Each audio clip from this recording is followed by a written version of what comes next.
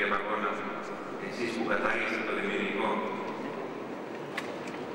πώς νομίζετε ότι θα μοιάζει αυτή η επόμενη μέρα?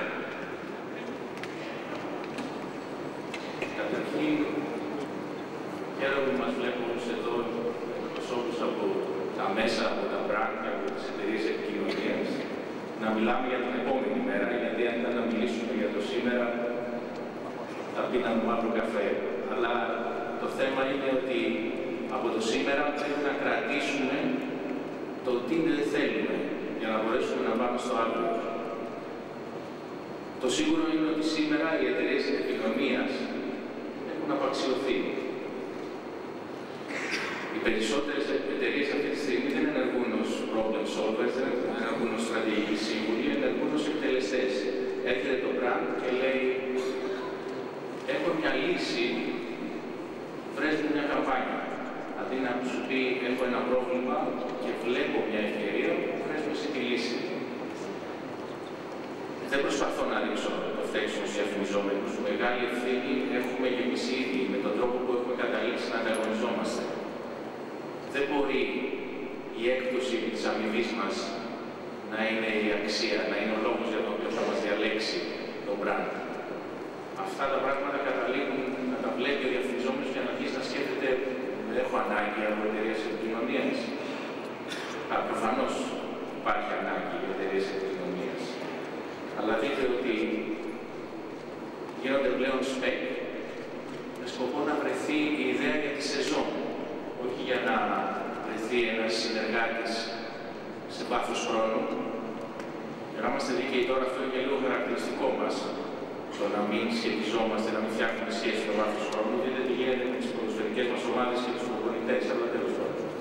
Ας πάμε στο αύριο, ας πάμε στην επόμενη μέρα, που είναι μια άλλη ιστορία. Και που ελπίζουμε ότι θα έρθει γρήγορα και θα είναι και αισιόδοξο και πολύ πιο όμορφο από το σήμερα. Αυτό το αύριο, αυτή η επόμενη μέρα, για τους τρεις πυλώνες του δικού μας του συστήματος, τα μέσα, τα brand και τις εταιρείες επικοινωνίας, θεωρώ ότι θα έχει κατακλυσμικές αλλαγές. Δεν θέλω να σας πω πράγματα που ήδη ξέρετε, αλλά επιγραμματικά, για τους τρεις αυτούς πυλώνες, τα μέσα καταρχήν, τα συμβατικά μέσα πιέζονται, το ξέρετε. Κάποια βρίσκουν ευκαιρίες βέβαια και διέξοδο για ανάπτυξη μέσα σε αυτή την ιστορία, αλλά όλα προσπαθούν να βρουν νέους ρόλους και να ανταπεξέλθουν σε αυτή τη νέα μέρα. Ταυτόχρονα όμως έχουν αναδυθεί και συνεχίζουν να αναδύονται τα νέα μέσα. Digital, mobile, νέες τεχνολογίες, νέες πλατφόρμες, όλα αυτά μας βοηθάνε να φτιάξουμε, να στηρίξουμε, κάνουμε brand support και brand building και αλλάζουν το συμβατικό τοπίο. Τα brand τώρα, επειδή ακριβώς έχουν αλλάξει τα μέσα και κυρίως έχει αλλάξει ο τρόπος που καταναλώνονται τα μέσα από τον καταναλωτή. Δείτε πράγματα όπως οι εξεργέσεις στην Αφρική, έως το καταναλωτής εκφράζει τη δυσαρέσκειά του σε email την ώρα που νιώθει αυτή την δυσαρέσκεια ή αντίστοιχα εκφράζει τον ενθουσιασμό του σε ένα blog. Επειδή λοιπόν έχει γίνει τόσο καθημερινό και τόσο σημερινό η αντίδραση του καταναλωτή, τα brand έχουν αναγκαστεί να κατέβουν από το μπαλκόνι στο οποίο ήταν κάποτε και μιλούσαν από καθέδρα στον καταναλωτή τους και βρίσκονται τώρα, αναγκάζονται να είναι μέσα στον δρόμο, ανάμεσα στους καταναλωτές, να κάνουν κουβέντα, να κάνουν διάλογο. Καλό αυτό. Οι εταιρείες επικοινωνίας τώρα πώς αντιδρούν σε όλα αυτά. Εμείς πρέπει τώρα πια να βγούμε από το καβούδι μας. Δεν αρκεί να είμαστε πια idea generators. Η ιδέα θα είναι πάντα βασιλιάς στην επικοινωνία, δεν είναι το συζητώ. Και φαντάζομαι κανένας δεν το συζητάει σε αυτή την αίθουσα. Όμως πρέπει να γίνουμε και κάτι παραπάνω. Πρέπει να γίνουμε και think tank, πρέπει να γίνουμε και business consultants, πρέπει να γίνουμε και big brand builders. Κυρίως όμως, και αυτό είναι και το πιο βοηθευτικό θεωρώ στο επάγγελμά μας, πρέπει να γίνουμε εταιρείες επικοινωνίας hub γνώσης.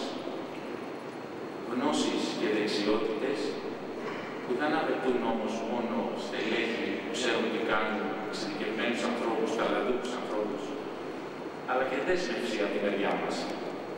Δέσμευση στο που λέμε στα ελληνικά commitment. Θα μου πείτε όλα αυτά κάνουν λεφτά, για να είμαστε και λίγο δεδομένοι. Ναι, αλλά θεωρώ ότι αυτή είναι η εταιρεία επικοινωνίας της επόμενης ημέρας. Μια εταιρεία που πατάει γερά στα πόδια της, κοιτάζει το διαφημιζόμενο στα μάτια, βοηθάει το brand να πάει μπροστά, του γίνεται απαραίτητο και γιατί όχι δεν φοβάται να συνδέσει την αμοιβή της με το αποτέλεσμα. Και μια που μιλάμε για αμοιβές και για νούμερα, μην ξεχνάτε ότι τώρα πια έχουμε και το εξωτερικό. Δεν είναι μόνο η Ελλαδίτσα μας. 180 μοίρες γύρω από εμάς. Θα μπορούσα να πω και περισσότερες μοίρες, αλλά τέλος πάντων μια άλλη κουβέντα αυτή. Υπάρχουν αγορές στις οποίες ήδη κάποιοι δραστηριοποιούμαστε και στις οποίες καλούμαστε να αποδείξουμε τις ικανότητές μας,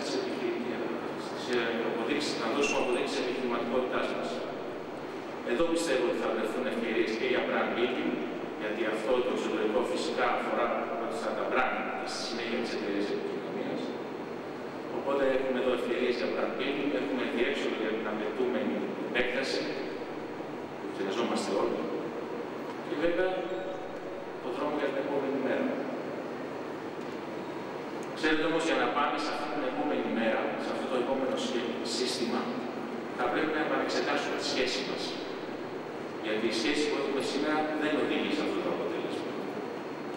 Σήμερα brand, εταιρείες επικοινωνίας και μέσα έχουν μια σχέση εντελώς ρηχή. Αντί να δημιουργεί αυτή η σχέση υπεραξία για όλους μας, κοιτάζει να ανακατανείγει την όποια αξία υπάρχει ήδη, πω κιόλας να κλέψει αξία. Όμως το ξέρετε ότι όσο πιο ρηχή η σχέση, τόσο πιο επιφανειακή η απάντηση, η λύση και τόσο πιο εύκολα ανατρέψιμη από τον οργανισμό. Γι' αυτό θα πρέπει να βρούμε γρήγορα ένα νέο modus operandi, ένα νέο τρόπο να λειτουργήσουμε, ένα νέο τρόπο να συναλλασσόμαστε. Και αν θέλετε όποιος δεν έχει ήδη αρχίσει να δουλεύει για αυτή τη νέα μέρα, ίσως να μην προλάβει να είναι στο βαρτήρα τη στιγμή που θα ακουστεί το πιστόλι αυτής της εκκίνησης. Θέλω να κλείσω λέγοντας αυτό που πιστεύω εγώ προσωπικά ότι χρειάζεται να κάνουμε όλοι μας. Να επενδύσουμε σοβαρά στο μέλλον μας. Να εστιάσουμε στις προοπτικές μας, γιατί είναι πολλές.